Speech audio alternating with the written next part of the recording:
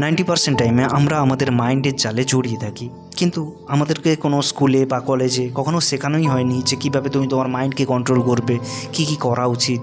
সেগুলো আমাদেরকে শিখতে হয় বিভিন্ন স্পিরিচুয়াল গুরুদের কাছ থেকে বা কোনো মোটিভেশনাল স্পিকারের কাছ থেকে। কিন্তু কেন? লাইফ তো আমাদের সবার সমান, সবারই লাইফ আছে, সবারই বডি আছে, সবারই মাইন্ড আছে। তাহলে আমাদের সবারই সেই শিক্ষাটা পাওয়া উচিত ছোটো থেকে।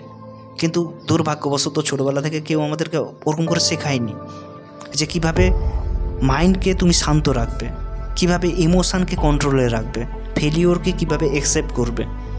At the end of the day যখন লাইফে আমরা প্রচুর পরিমাণে স্ট্রাগল করি, আমাদের মাইন্ড আমাদেরকে চেপে ধরে, আমরা বারবার ফেলিওরকে ফেস করি, তখন আমরা নিতে পারি না, কারণ আমাদেরকে ওভাবে শেখানোই হয়নি। যদি কেউ এটা ভাবে যে টাকা পয়সাই সব কিছু, তাহলে তার কাছে টাকা পয়সাই সব কিছু।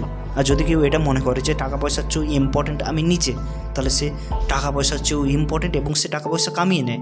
কারণ সেই মানুষটা ভালো করেই জানে টাকা পয়সা আমার লাইফের পার্ট নয়। কি আমার লাইফ শুরু হচ্ছে এখান থেকে। আমার মা, আমার বাবা, আমার ভাই, আমার বোন, এই সব কিছু নিয়ে আমার লাইফ, টাকা পয়সা নিয়ে আমার লাইফ। ঠিক আছে, টাকা পয়সা অনেক ইম্পর্টেন্ট ভূমিকা রাখে, কিন্তু তার মানে এটা নয় যে টাকা পয়সা থাকা মানে আমার লাইফ বেস্ট। নয়তো বেস্ট নয়, আমি ভালো নেই, সুখে নেই, শান্তিতে নেই। আমি ফিল করতে পারছি না, সেটা আলাদা কথা। আমি সুখ শান্তিকে ফিল করতে পারছি না, আমাকে শেখানো হয়নি যে কীভাবে সুখ শান্তিকে ফিল করতে হয়। ছোটোবেলা থেকে আমাদের মন যেভাবে যা শিখেছে তাই সে বিশ্বাস করে, আর সেটাই করবে সে। সো তোমাকে তোমার মাইন্ডকে বারবার বোঝাতে হবে যে টাকা পয়সা সব কিছু নয়, টাকা পয়সা লাগে, আর সেটা ইনকাম করার জন্য আমি আমার বেস্টের চেয়ে বেস্ট ঢালবো। আমার কাছে রূপ থাকুক বা রং থাকুক বা নেম থাকুক, ফ্রেম থাকুক, না থাকুক, আমার কিচ্ছু যায় আসে না।